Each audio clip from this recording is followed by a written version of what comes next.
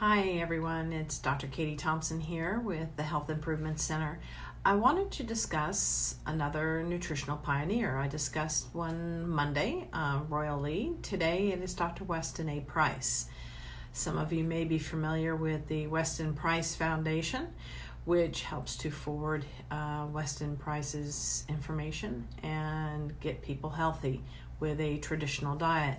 Weston Price wrote a book called Nutrition and Physical Degeneration, which is quite an extensive book that I've read about nutrition and specifically, about the traditional diets of Native people. He went around in the 30s and 40s and studied traditional cultures like the Eskimo, the Aborigine, the Gaelic, the Hebrides, the Gaelics and the Hebrides in Ireland and Scotland, and quite a few other native cultures to see what they were eating, because he was trying to determine what was causing the horrible health that he was seeing in his clients in his dental practice in Cleveland, Ohio. And what he found was these traditional cultures, when they had stuck with their traditional foods, which was mostly, guess what? Fat. Was mostly fat and whatever they could grow depending upon where they lived. And he found that they always had one specific food that was their sacred food that they gave to women just before they got pregnant, babies, mothers while they were nursing. And guess what? Again, it was fat.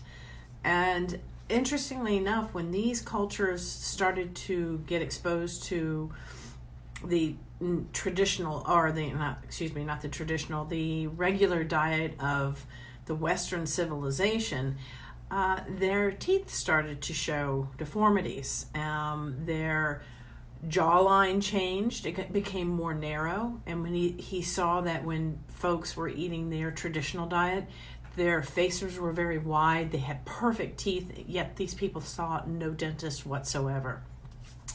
The Gaelics and the Hebrides, they actually had kind of a green moss on their teeth, as he described it, that kept their teeth healthy because they didn't have toothbrushes, they didn't have dentists right there. But as soon as these cultures were exposed to the traditional, I keep calling it a traditional diet, the Western diet, as it were, that's when their teeth started to go downhill. What I mean by a Western diet, they were exposed to jams and jellies, sugar, because sugar was being traded then, and white bread and white foods, and it was destroying these cultures. The Aborigine in Australia, for example, now have probably the highest rate of diabetes and kidney disease and kidney failure. If you watch, it's called the sugar film, and it's about, he puts himself through, the gentleman that wrote it, which I'm forgetting who it was, he puts himself on a high sugar diet and sees the effects of it. And then he goes out and looks at the Aborigine and talks with people who have been studying the Aborigine culture, and finds that when they're exposed to the horrible Western diet, the standard American, I shouldn't call it the standard American diet, but this sad diet, the horrible food in the diet became a problem. And that's what's happening to us. We're on a horrible diet of sugar, white, refined foods, thinking that it's healthy, and it's not. And it's having detrimental effects. It's creating metabolic syndromes. It's causing cancers.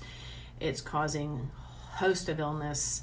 It aggravates kids and attention issues. And now you've got all these kids on heavy psychotropic drugs, which are linked to school shootings.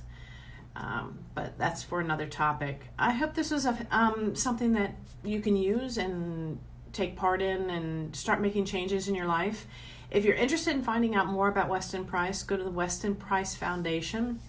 It's WPF.org. That's WPF.org. The website is fantastic. It has a lot of really great data. I use a lot of that traditional diet in my own foods, but also in helping clients get healthy. So again, this is Dr. Katie Thompson with the Health Improvement Center. Thanks for tuning in, and I will see you next time.